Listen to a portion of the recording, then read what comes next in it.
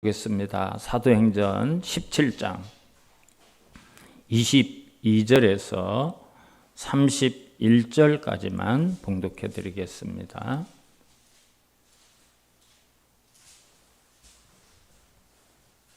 신약성경 217페이지입니다. 바울이 아레오바고 가운데 서서 말하되 아덴 사람들아 너희를 보니 범사에 종교심이 많도다. 내가 두루다니며 너희가 위하는 것들을 보다가 알지 못하는 신에게라고 새긴 단도 보았으니 그런즉 너희가 알지 못하고 위하는 그것을 내가 너희에게 알게 하리라. 우주와 그 가운데 있는 만물을 지으신 하나님께서는 천지의 주제시니 손으로 지은 전에 계시지 아니하시고 또 무엇이 부족한 것처럼 사람의 손으로 섬김을 받으시는 것이 아니니 이는 만민에게 생명과 호흡과 만물을 친히 주시는 이심이라. 인류의 모든 족속을 한 혈통으로 만드사 온 땅에 살게 하시고 그들의 연대를 정하시며 거주의 경계를 한정하셨으니 이는 사람으로 혹 하나님을 더듬어 찾아 발견하게 하려 하심이로되 그는 우리 각 사람에게서 멀리 계시지 아니하도다.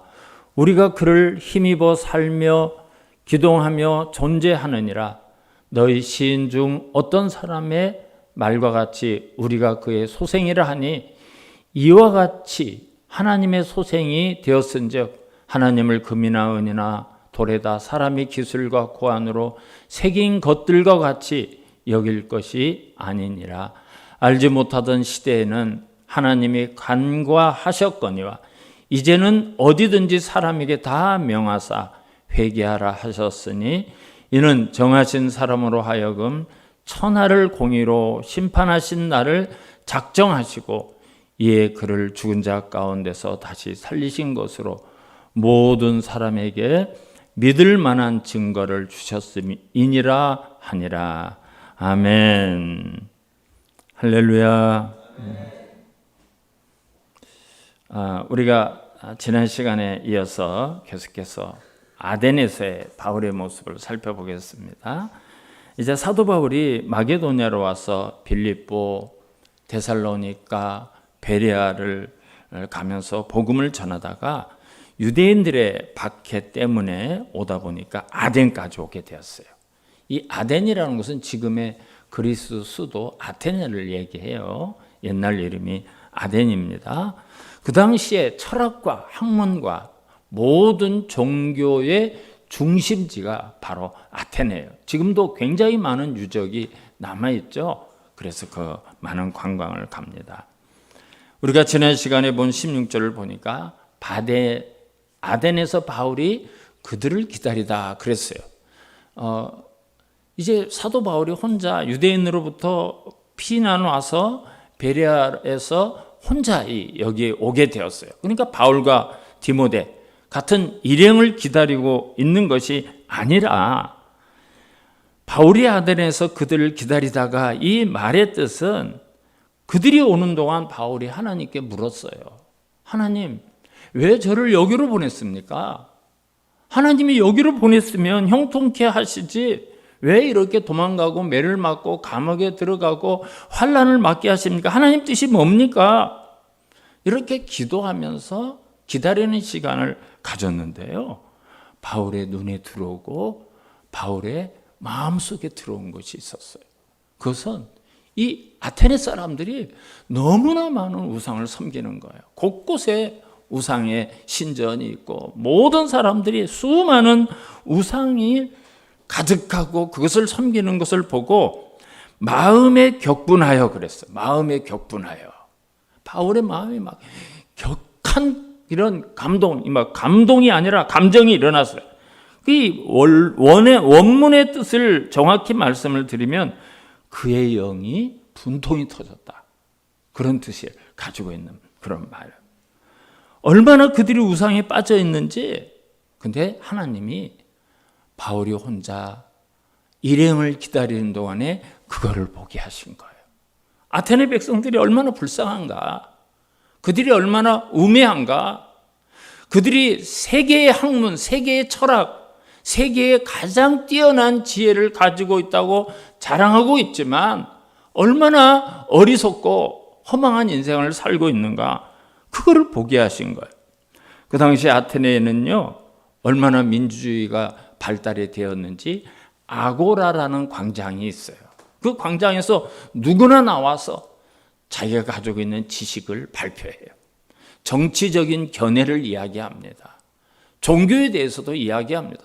거기에는 그 당시 유명한, 우리가 잘 아는, 이름만 대면 알 수 있는 철학자들도 나와서 자기의 철학자를 얘기하고, 또 정치인들도 나와서 정치인들을 이야기하고, 일반 백성들까지 나와서 정치 그따위로 하면 안 됩니다. 왜 정치를 그렇게 합니까? 여러분, 그런 자유가 보장되었고 그런 토론이 매일매일 이 아고라 광장에서 일어나고 있었어요. 그래서 사도 바울도 가만히 있을 수가 없죠. 마음의 분통이 터져가지고 있는데, 그래서 그들에게 예수 그리스도의 복음을 이야기하기 시작합니다. 여러분들 수많은 우상을 섬기고 있는데 참신이 누구신지를 아십니까? 하나님이십니다. 그분의 아들을 이 땅에 보내주셔서 우리의 모든 죄와 허물을 그 예수 그리스도에게 다 덮어씌우고 우리 대신 형벌을 받게 하시고 십자가에서 우리 대신 생명을 버리셨습니다. 그런데 그분은 살아났습니다. 그분은 다시 살아나셔서 이제 우리도 다시 죽었다 그렇게 살아날 것입니다. 십자가의 복음을 이야기했어요. 여러분, 그들이 그 아고라 광장에서 매일매일 철학과 학문과 지식을 토론했지만 만약 그 안에 진리가 있다면, 그것이 참 변하지 않는 영원한 진리라면 다시 토론할 필요가 없어요. 안 그래요? 어제 이야기했던 걸 오늘 다른 사람이 이야기해요. 날마다 새로운 학문이 나와요. 날마다 새로운 정책을 이야기해요. 그거는 어제 들을 때는 와 맞다 박수 쳤는데 오늘 들어보니까 그거 틀렸다는 거예요. 매일 그것이 거기서 반복되고 있는 거예요. 매일매일. 여러분, 그런 사람들을 시편에서 이렇게 얘기해요. 시편 82편 5절을 보면 그들은 알지도 못하고 깨닫지도 못하고 흑암 중에 왕래한다 그래요.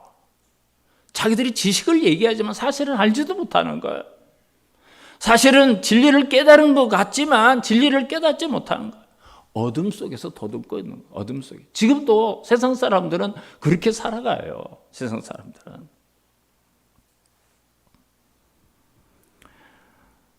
그래서 사도 바울이 그들에게 이제 예수 그리스도의 복음을 전하게 돼요. 이 분통을 막 터져가지고. 그래서 17절을 보면 또 장터에서 날마다 만나는 사람과 변론했다. 그래서 사도 바울이 거기서 매일매일 그리스도의 복음을 전했더니 벌써 사도 바울의 별명이 붙었어요. 지난주에 말씀드렸는데 사도 바울의 별명이 뭔가 기억하십니까? 말쟁이. 저 말쟁이가 오늘 또 무슨 말아? 저 말쟁이가 오늘 또 이상한 얘기 하는구나. 여러분, 말쟁이라는 것은 말을 많이 한다, 말을 잘한다 그런 뜻이 아니에요. 말쟁이라고 하는 그 헬라 말의 원래 뜻은 쓰레기를 줍는 사람이에요. 그런데 사도 바울이 전한 말은 저거 어디서 뭐 여기저기에서 쓰레기를 주워다가 지 멋대로 말을 만들어서 하네. 여러분, 예수 안 믿는 사람이 십자가의 복음을 들으면 그래요. 그러니까 우리 미쳤다고 하잖아요. 미쳤다. 예수님 보고도 미쳤다. 못 알아먹는 거예요. 예수 없는 사람은 절대 십자가의 복음을 그들의 지식과 학문과 경험과 그들의 어떤 가지고 있는 상식으로 이해하지 못합니다. 못 알아먹어요. 예수 그리스도가 우리는 가슴에 와닿고 그 십자가가 은혜가 되고 내가 예수를 믿게 되고 내가 말씀을 들으면 감동이 오고 감격이 오고 찬송을 하는 가운데 말할 수 없는 하나님의 사랑이 느껴지고, 여러분, 이것보다 큰 축복이 없어요. 세계적인 지혜자들, 철학자들, 학문을 가진 자들이 도대체 사도 바울의 말을 단 한마디도 못 알아먹는 거예요. 못 알아먹. 그래서 결국 어떻게 됐죠? 재판정으로 끌고 가요. 이 사람이 이거 재판을 받아야 된다. 재판을. 그래가지고 결국 아레오바고 재판정에 서게 되었어요. 이 아레오바고 재판정은 형사범, 어떤 사기범, 그런 사람들을 재판하는 것이 아니라 종교, 교육, 도덕적인 문제만 재판해요. 굉장히 뛰어났죠, 그 당시. 아테네에는 이런 재판 제도가 있었어요. 우리나라에 뭐 가정법원이 있고 행정법원이 있고 이런 식으로 어떤 종교와 어떤 철학과 교육에 관한 그것만 재판하는 법정에 바울이 오늘 섰어요. 지금도 이제 아테네 가면 높은 언덕이 있는데 제가 가본 것처럼 얘기하지만 그림을 보고 얘기하는 거예요. 아크로폴리스라는 곳이 있어요. 거기 가면 거기에 이제 신전들이 다 모여서 어마어마한 신전들이 모여 있고요.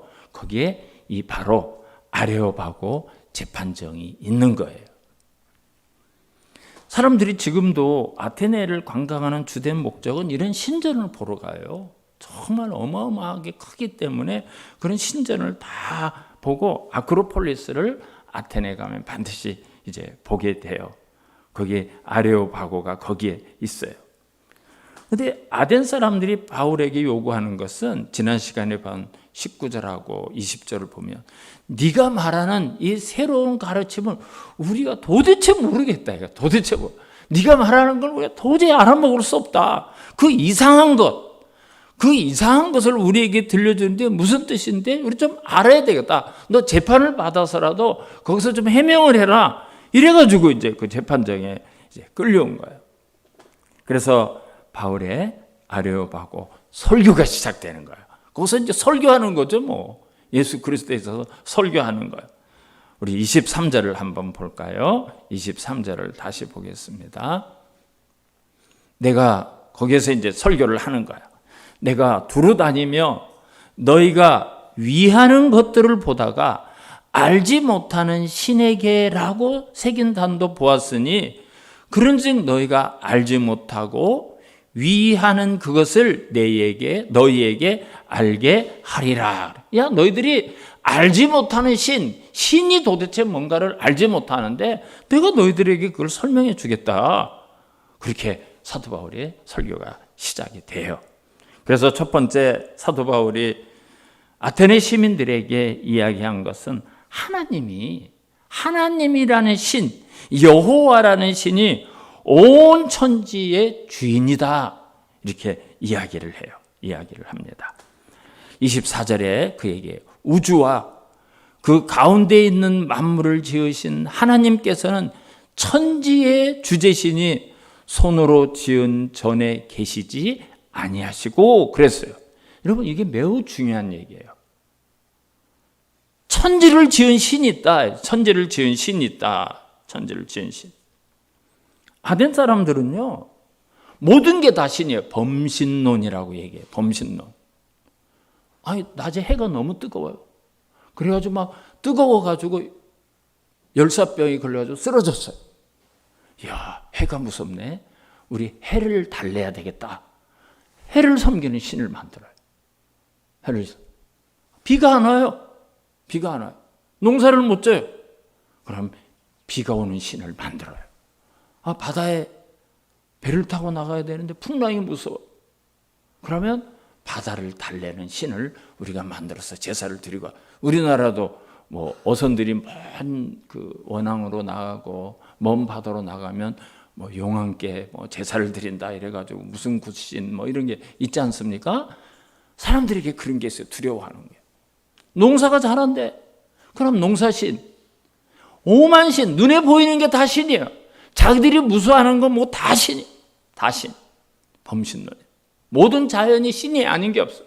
근데 오늘 사도 바울이 뭐라고 그러죠? 24절에서 우주와 그 가운데 있는 만물을 지으신 하나님이 계신다. 하나님이 계신데 그분은 그런 신이다. 천지의 주제시고 그 신은 손으로 지은 신전에 계시는 분이 아니다. 니들 신은 신전에다 신을 모셔놓고 신전이 수없이 많는데 내가 이야기한 하나님은 그런 신하고 차원이 다르다. 그분은 한 분밖에 없는 신이다. 그거를 첫 번째로 이제 이야기하고 있어요. 사실 우리가 하나님의 은총을 받으면서 모든 세상 사람들이 살고 있는데 하나님이 가까이 계시는데도 그걸 몰라요. 우리는 알지만 세상 사람은 그걸 모릅니다. 그래서 우리 옛날 어른들도 보면 이 세상에 분명히 이 나무를 만들고 달을, 해를, 별을 주관하고 운행하는, 비를 내리게 하는 무슨 신 같은 게 있는데, 주관하고 섭리하는 신이 있는데 그걸 어렴풋이 알아요. 근데 그걸 정확히 몰라요. 그래서 뭐라고 말하죠? 어른들이 조물주가 참 신기하게 만들었어. 조물주는 참 묘하신 분. 그러죠? 있기는 있는데 그걸 몰라요. 그걸 몰라요. 뭔가 분명히 우리의 세계 말고 또 다른 주관하는 어떤 분이 계신다. 그러니까 할머니들이 삼신 할머니가 점지해줘서 하여튼 우리 인간이 아닌 어떤 것이니 그걸 모른다는 거예요. 그러니까 예수 안 믿는 사람들도요, 이 천지 만물을 누가 만들고 주관한다 이거를 알아요. 이거를 알아요. 근데 그걸 모르는 거예요. 그 정확하게 모르는 거예요. 그래서 이제 그 사람들이 신전을 만들어 놓고 신을 만들고 막 그렇게 하는 거예요. 그래서 아덴 사람들을 향해서 야, 너희들이 신으로 섬기는 모든 피조물, 그 만물을 지은 천지의 주인이신 그분을 내가 지금 소개하는 거다. 이렇게 오늘 아테네 사람들에게 선언을 합니다. 여러분, 하나님은요, 온 우주 만물을 지으셨을 뿐만 아니라 그분이 잠자고 주무시고 쉬고 하는 그런 집, 거처가 필요한 분이 아니에요. 그런 분이 아니에요. 이사야서 66장 1절과 2절을 한번 보겠습니다. 이사야서 66장 1절과 2절을 한번 보겠습니다. 여호와께서 이와 같이 말씀하시되 하늘은 나의 보좌요 땅은 나의 발판이니 너희가 나를 위하여 무슨 집을 지으랴? 내가 안식할 처소가 어디랴? 하늘이 하나님의 보좌고 땅은 하나님의 발판 정도밖에 안 되는데 우리가 무슨 집을 져서 거기다 하나님을 모셔요? 나 여호와가 말하노라. 내 손이 이 모든 것을 지었으므로 그들이 생겼느니라. 하나님이 이렇게 말씀하셔요. 그러니까 신전을 만들어 놓고 예배당을 만들어도 하나님이 여기 계시는 게 아니에요. 성전을 하나님의 집이라고 하죠. 하나님이 늘 거기 계시고 거기서 쉬시고 여기서 주무시고 여기서 볼일 보시고 뭘 잡수시고, 여러분 그런 것이 아니죠. 우리는 성전을 하나님의 집이라 한 데서 우리가 사는 집 정도로 생각하는데 아니에요. 이 예배당은 하나님이 우리를 만나 주시고 우리가 하나님 만나러 우리가 기도하러 온 거예요. 하나님께 우리가 찬송을 드릴 때 그 찬송을 받아주시는 그 하나님, 우리를 용서해 주시고 우리에게 은혜를 주시고, 그 장소가 예배당, 우리에게 말씀을 들려주시는 것이죠. 근데 우상의 신전은요, 그들이 신이라고 숭배하는 신을 거기다 모셔다 놨어요. 근데 그 신이 뭘 먹기를 합니까? 말을 하기를 합니까? 그들에게 무슨 뭘 알려주기를 합니까? 신도 그들의 우상도 답답할 거예요. 만약에 뭘 알 수만 있다면. 움직이지도 못해. 들어서 움직여야 돼. 다 들어다가 움직여야 돼. 그러나 성전은요, 우리에게 은혜를 주시고 우리를 기쁘게 하고 우리를 하나님이 우리를 만나주시는, 우리의 기도를 받아주시는 거예요. 만민이 기도하는 집이다. 이사야서 56장 7절을 보면 그렇게 이야기하고 있죠. 내가 곧 그들을 나의 성산으로 인도하여 기도하는 내 집에서 그들을 기쁘게 할 것이며 그들의 번제와 희생을 나의 제단에서 기꺼이 받게 되리니 이는 내 집은 만민이 기도하는 집이라 일컬음이 될 것임이라. 만민이 기도하는 집. 그래서 제가 조금 본당문을 열어놓기가 뭐 아이들이 와서 이런 것도 들고 가기도 하고 이런 것도 들고 가기도 하고 불안한 점도 없잖아 있지만 기도하시라고 가끔 밤으로 와서 기도하는 분들이 계셔요. 우리 교회는 아니지만. 그래서 24시간 열어놓는 이유가 거기에 있어요. 누구든지 와서 어느 때나 만면이 기도하는 집인데, 솔로몬이 성전을 다 지은 다음에 하나님 앞에 기도해요. 솔로몬이. 열왕기상 8장 27절부터 조금만 읽어드릴게요. 뭐라고 기도했는지. 솔로몬이 성전을 정확하게 이야기해요. 솔로몬이 성전을 정확하게 이야기해요. 하나님이 참으로 땅에 거하시리까 하늘과 하늘들의 하늘이라도 주를 용납하지 못하겠거든 하물며 내가 건축한 이 성전이오리까. 정말 하나님은 하늘의 하늘이라도 하나님이 계시기에 부족하죠. 28절. 그러나 내 하나님 여호와여 주의 종의 기도와 간구를 돌아보시며 이 종이 오늘 주 앞에서 부르짖음과 비는 기도를 들으시옵소서. 기도하는 곳이죠. 하나님이 그곳에서 우리를 만나서 기도를 들어주시죠. 28절하고 30절도 29절도 볼까요? 주께서 전에 말씀하시기를 내 이름이 거기 있으리니 하신 곳 이 성전을 향하여 주의 눈이 주야로 보시오며 주의 종이 이곳을 향하여 비는 기도를 들으시옵소서. 30절까지 볼까요? 주의 종과 주의 백성 이스라엘이 이곳을 향하여 기도할 때 주는 그 간구함을 들으시되 주께서 계신 곳 하늘에서 들으시고 들으시사 사하여 주옵소서. 성전이 이런 곳이죠. 성전이 이런 곳이죠. 우리를 만나서 우리를 죄사함을 해주시고 용서하시고 우리의 기도를 들어주시며 우리에게 은혜를 베풀어 주시는 곳. 바로 그것이에요. 그래서 아테네 사람들에게 야, 이 너희들이 생각하는 이런 집에 계시는 이런 성전에 이런 신전에 계시는 하나님이 아니다. 그분은 온 우주 만물을 지으셨고 그 모든 것의 주인이시다. 첫 번째로 그거를 이야기했어요. 그리고 두 번째로 뭐라고 말했는가? 25절을 보겠습니다. 오늘 본문 25절. 또 무엇이 부족한 것처럼 사람의 손으로 섬김을 받는 것이 아니니 이는 만민에게 생명과 호흡과 만물을 친히 주시는 이심이라. 그 헬라의 신들은요, 사람들이 섬겨야 돼요. 닦아줘야 되고 거기다가 어디로 신전을 고치면 꺼내가지고 다시 집어넣었다. 거기밖에 없어. 우리의 손길이 필요한 거예요. 그 신은 도와주는 게 아니라. 근데 우리 하나님은 그렇지 않죠. 주시는 이심이라. 우리에게 주시는, 우리에게 생명을 주시고 우리에게 구원을 주시고 은혜를 베풀어 주시고 모든 것을 주시는 하나님. 사람의 손으로 섬김을 받는 신, 그건 그들이 섬기는 신이에요. 우상은 아무것도 못해요. 사람을 도와주는 게 사람들이 우상을 도와야 돼요. 사람들이 우상을 도와야 돼요.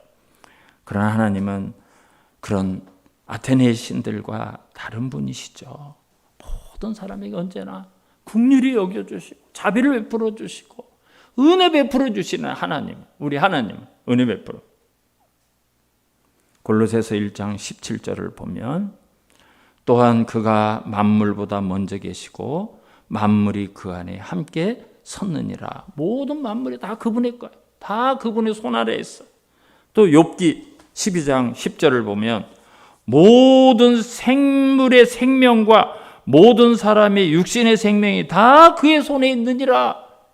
이게 우리가 믿는 하나님, 우리가 믿는 하나님이 우리를 도우시는 최고의 정점, 하나님이 우리에게 주시는 최고의 정점은 여러분 독생자 외아들, 하나밖에 없는 아들을 우리의 생명 대신 바꿔요.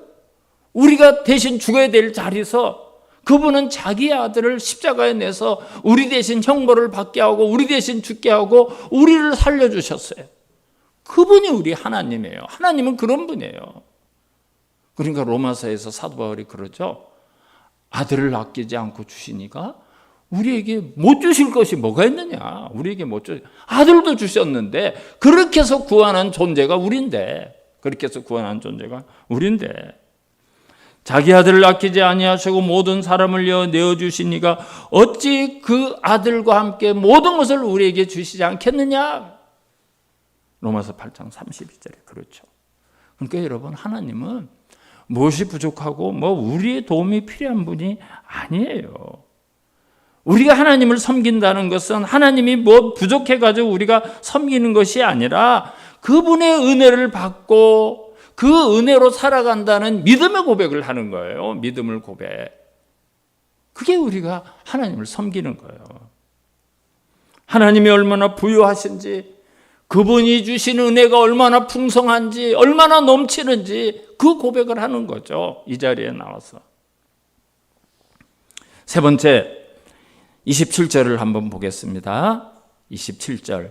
이는 사람으로 혹 하나님을 더듬어 찾게 발견하게 하려 하심이로되 그는 우리 각 사람에게서 멀리 계시지 아니하도다 그랬어요.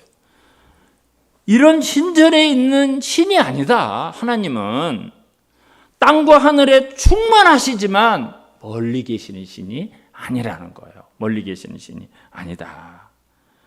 여러분, 하나님이 우리에게 주시는 은혜를 크게 두 가지로 나누어서 설명할 수 있어요.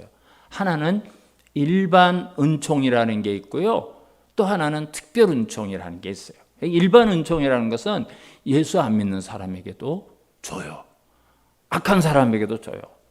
나쁜 놈들에게도 줘요. 나쁜 놈. 그러죠? 그 사람들이 살아갈 수 있도록 공기를 주시고 햇빛을 주시고 비를 주고 그 사람들의 직장도 주고 사업체도 주고 가정도 주고 모든 사람들에게 악인에게나 의인에게나 해를 주시고 비를 주시고 그걸 일반 은총이라고 그래요.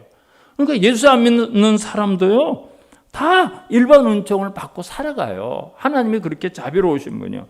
그런데 예수를 믿는 저와 여러분들은 일반 은총은 다 받았어요. 그리고 특별 은총이 있어요. 특별한 하나님의 은총이 있어요. 그건 뭔가 하면 세상에 우리가 태어나기도 전에 이 세상이 만들어지기도 전에 여러분 한 사람 한 사람 지명하여 불렀어요. 이름을 콕 찍어서 그냥 이렇게 대충 이렇게 끌어모은 게 아니라 한 사람 한 사람 지명해서 불렀대요. 다 서성호, 박세영, 서성철, 김하은 한 사람 한 사람 이름을 불러서 하나님은 우리를 구원해요. 때가 되었을 때 구원해 주셔요. 이게 특별 은총을 받은 사람들입니다, 여러분. 특별 은총을 받은 사람.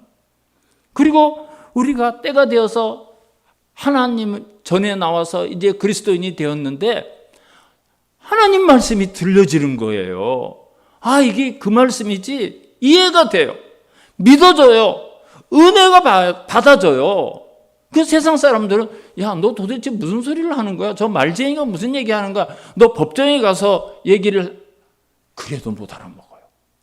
세상에 최고의 학문을 가졌고 최고의 철학자, 최고의 지식을 가졌다는 사람들이 여러분 사도 바울의 말을 못 알아먹어요. 못 알아먹어. 근데 우리는 어떠죠? 말씀에 감동이 오고요. 말씀에 은혜가 되고요. 얼마나 하나님 앞에 감사한지 하나님의 사랑이 느껴지고요. 이게 특별 은총이에요. 믿는 사람들에게 이 특별 은총이 주어지는 거예요. 근데 일반 은총을 받은 사람들도 하나님을 알 수 있는 방법을 주셨어요. 오늘 아덴의 사람들이 자연의 웅장함과 그 경이로움을 보면서 어떤 힘이 존재하는 것이 있구나. 그러니까 자꾸 신을 만드는 거야. 자꾸 신을 만드는 거야. 제가 앞에서 말씀드렸던 우리나라 우리 조상들, 우리 어른들도 조물주가 참 놀라운 분이야. 이 날씨가 변하는 거 봐. 계절이 오는 거 봐. 조물주가 얼마나 놀라운지. 뭔가는 있는데 그걸 모르는 거예요. 뭔가는 있는. 사실은 우리가 하나님의 은총을 받으면서 살고 있는데 하나님은 가까이서 우리에게 늘 옆에서 은혜를 베풀어 주시는데 사람들이 모르는 거예요. 우리는 알죠. 신전 의식을 가지고 있어요. 우리는 내가 하나님 앞에 서 있고 내 앞에 언제나 하나님이 계신다. 이 신전 의식이 우리는 있는 거죠. 그걸 바울이 27절에서 이야기하는 거예요. 이는 사람으로 혹 하나님을 더듬어 찾아 발견하게 하려 하심이로되 그는 우리 각 사람에게서 멀리 계시지 아니하도다. 늘 우리와 함께 하시고 우리에게 일반 은총을 베풀어 주시. 안 믿는 사람에게도 일반 은총을 베풀어 주시리. 그럼 결론적으로 바울이 아레오파고에서 설교를 했는데 결과가 어떻게 나타났는가? 제가 34절까지 읽으려는 게 조금 길어서 31절까지만 읽었는데요. 32절을 한번 보겠습니다. 32절을 보겠습니다. 그들이 이제 사도 바울의 설교를 들었어요. 그들이 죽은 자의 부활을 듣고 어떤 사람은 조롱도 하고 어떤 사람은 이 일에 대하여 내 말을 다시 듣겠다 하니 그랬어요. 여러분 헬라 철학은 철저하게 영혼과 육신을 구별을 해요. 그걸 이원론이라고 그래요. 육신 따로 영혼 따로요. 그러니까 육신과 영혼은 상관이 없어요. 헬라 철학은. 그러니까 육신은 아무리 죄를 지어도 영혼만 깨끗하면 된다는 거예요. 영혼만 깨끗. 우리는 어떤 거죠? 영혼과 육신이 하나죠? 하나예요. 우리는 하나예요. 근데 이 헬라 철학은 영혼 따로 육신 따로. 그러니까 육신은 쾌락주의로 가는 거예요. 쾌락주의자들이 있었죠? 헬라에. 이거 아무리 죄짓고 멋대로 살아도 아무 상관없다. 영혼만 깨끗하면 된다. 어떻게 영혼을 깨끗하게 하는지 몰라. 그게 이원론이에요. 근데 그 사상이 기독교에 들어와요. 기독교에. 사도 바울이 계속해서 영주주의자들을 얘기하죠. 영주주의자라는 거 많이 들어보셨죠? 그 영주주의자들이 기독교로 들어와가지고 우리 육신은 멋대로 살아도 괜찮다. 영혼은 언제나 고귀하게 있기 때문에 이 영혼은 뭐 저절로 다 영혼이 죽지 않고 그렇게 살아가는 게 상관없다. 육신은 멋대로 살아도 상관없다. 이게 기독교에까지 들어오게 돼요. 사도 바울 시대. 그런데 바울은 육체의 부활을 이야기합니다. 이 육체가 당신들 말처럼 당신들 생각처럼 죽고 끝내는 것이 아니라 다시 다 살아난다. 다시 다 살아나서 하나님 앞에서 심판을 받을 날이 있다. 그런데 헬라 사람들은 그 부활을 안 받아들여요. 그 이원론 사상이 강하기 때문에 그래요. 그래서 32절을 보니까 어떤 사람은 막 조롱을 해요. 어디서 저런 말도 안 되는 얘기, 저게 무식한 얘기, 어디서 저런 엉터리 같은 얘기를 막 그렇게 해요. 근데 어떤 사람들은요, 관심을 가져요. 다시 한번 그 당신 말을 들을 기회를 다시 한번 들으면 좋겠다. 조금 관심을 가져요. 이 십자가, 예수 그리스도의 죽으심과 부활에 관해서 관심을 갖는 사람이 생기기 시작했어요. 근데 여러분, 그게 전부가 아니에요.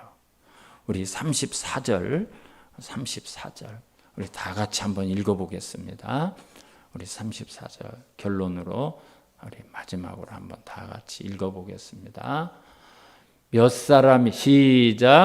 사람이 그를 가까이 하여 믿으니 그 중에는 아레오바고 관리 디오누시오와 다미리라 하는 여자와 또 다른 사람들도 있었더라. 아멘.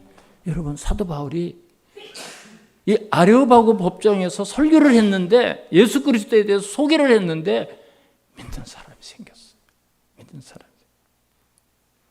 이 우상의 도시, 헛된 철학의 도시 아테네에서 바울은 이곳으로 쫓겨와서 하나님 왜 저를 이렇게 쫓겨다니게 합니까?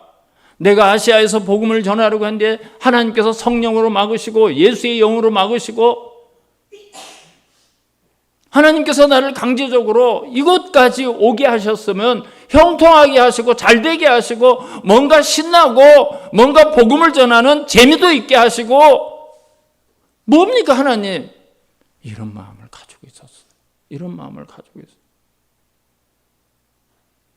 그런데 우상을 섬기는 사람들을 보고 마음에 막 격분하는 마음이 일어나게 하시고 그들과 매일 아고라 광장에서 예수 그리스도의 십자가의 복음과 부활을 전하고 드디어 재판정까지 서서 설교를 했는데 세상에 예수 믿는 사람이 거기에 있더라고요. 예수를 영접하는 사람이 있더라고요. 하나님이 이렇게 일하셔요. 이렇게 사람을 구원하는 방법, 예수 그리스도를 믿게 하는 방법이 우리가 생각하는, 우리가 상상하는, 우리가 이렇게 해야 되지 않겠는가 하는 방법, 그런 방법으로 하실 때도 있지만 정말 우리가 상상도 못할 일을 하셔요.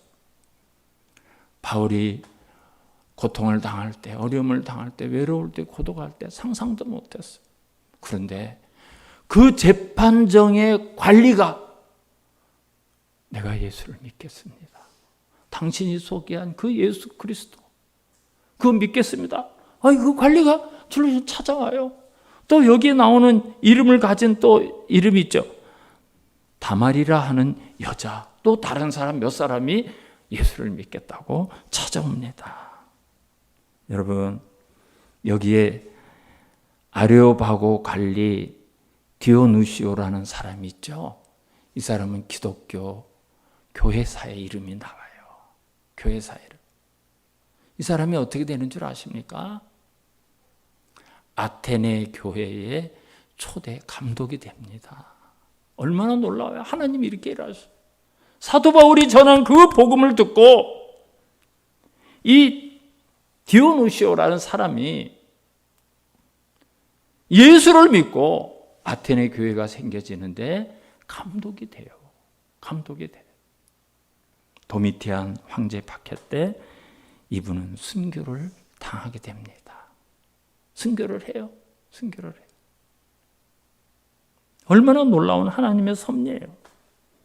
그래서 우리가 내가 처한 상황이 어떠하든지 내 환경이 어떠하든지 예수 그리스도의 복음을 전해야 돼요.